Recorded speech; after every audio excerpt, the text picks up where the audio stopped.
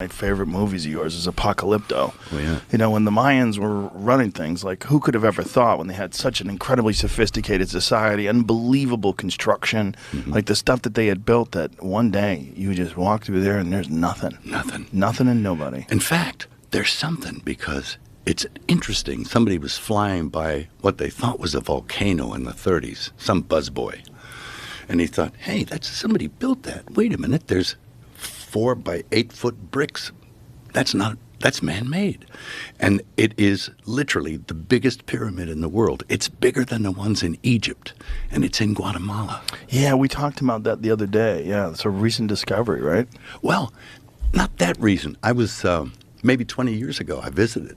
I went down there with the archaeologist, a guy named Richard Hansen, who's from Idaho or someplace, and he's down there with his family. He's been working tirelessly for like 30 years trying to extract this pre-classic city from the jungle, and there's not a bunch of tourists.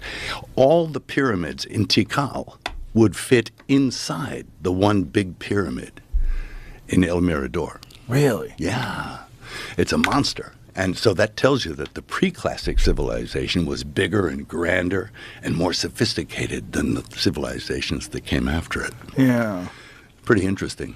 Well, it is unbelievable how, like, when you, the accounts of, like, people that visited Mexico and visited the Aztecs, like, what the markets looked like and how insane it was and how gorgeous it was, and then just disease. Yeah, disease, or I don't know if it was disease or what. I think the people were pretty dissatisfied. It would have been hard for Cortez, with his limited numbers, to actually take over a civilization like that unless they kind of happened upon a civilization that was pretty dissatisfied with the way things were going. Yeah. So I think they had people to help them sort of I'm rebel. sure. Yeah. When you're making a movie like Apocalypto, I mean, that's a crazy undertaking. You're making an entire movie where there's no English in it at all, and it's a blockbuster. Yeah, it's cool. It was fun. That's one of the best movies, man. It's a fucking great movie. Well, because I think it's scary because nobody's speaking your language.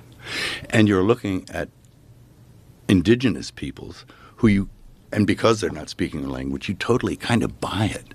And you can buy the horror and the primal nature of the story you want to tell. And really, it's just a series of fears, one after the other, being chased by, scary guys, or eaten by wild animals, or, hit by blow guns. It's all like a series of these things. But I think basically what I was doing was trying to talk about our time now and the civilization that we live in, and how close are we to collapse, and what are the things that lead to collapse. It's environmental stuff, it's human sacrifice. Yeah. I mean, we do that. Kinda. We do. Yeah. Yeah, we do. We just dress it up. Yep. When you find out medications are killing people and they keep prescribing them, and they do it for money, that's kind of sacrifice. When you find out that wars are irresponsible. They're not just wars. Not just. No. They're for money. We send our young people over there to die. Mm-hmm. Sometimes for good reasons, sometimes for not. I mean, I love this. I love the warrior. I do. I love the warrior, but I hate the war. Yeah. And we hate an unjust war. Yes, absolutely. Yeah. Anyway, it's a mess, but the human sacrifice aspect is alive and well in our society, I think. It really is. It's just dressed up in a different way. Yeah. Mm-hmm.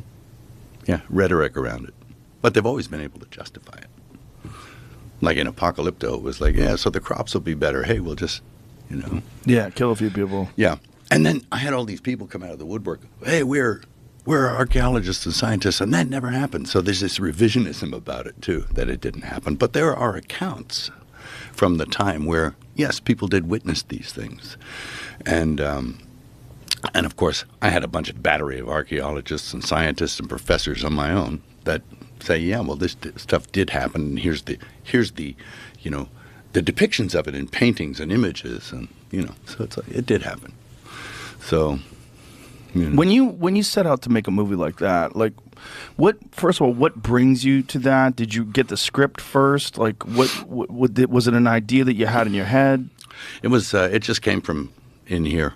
And I was working on something, and a buddy of mine said, "So what do you want to do next?" I said, man, I want to direct something. And I always want to direct a chase film. He said, "What kind of chase?" I said, "A foot chase." He said, "What?" I said, "Yeah, people chasing you. I mean, there's something kind of primal and scary about a foot chase." And I think in order to have a foot chase, you can't have a society where there's any kind of cars or anything like that. Otherwise, you have a car chase. But I want to film a foot chase like it's a car chase. And he said, "Oh." I said, "What are you thinking?" I said, "Well, I'm thinking if you go back before Columbus discovered America, you know." And it's like people assume that Columbus discovered America and then life began. I said, "I want to know what was happening right before he got there. Before he got there." And I said, so I had this idea that you see all this stuff going on and there's no time period on it, and then all of a sudden you date it by the arrival of Europeans. And I thought it's kind of like the Rod Serling, Planet of the Apes ending. Yeah, yeah. It's like it's kind of a cool ending. And he said, "Oh wow!" And he said, "Where do you think Columbus landed?" I said, "Why not? Let's look." So I looked up, and the first peoples he encountered were Mayan trading canoes off the coast of Honduras. And I thought, cool. What was happening in Honduras, And you look at these towns and pyramids and temples and stuff at that time. And then the story was born from there.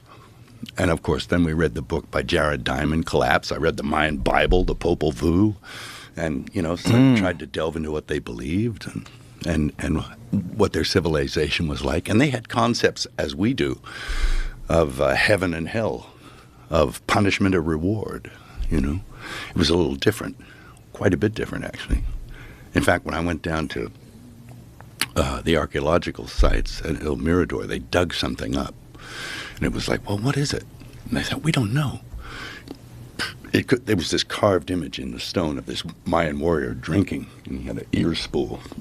And it was like, So they dug further and further, and it went like 26 meters down.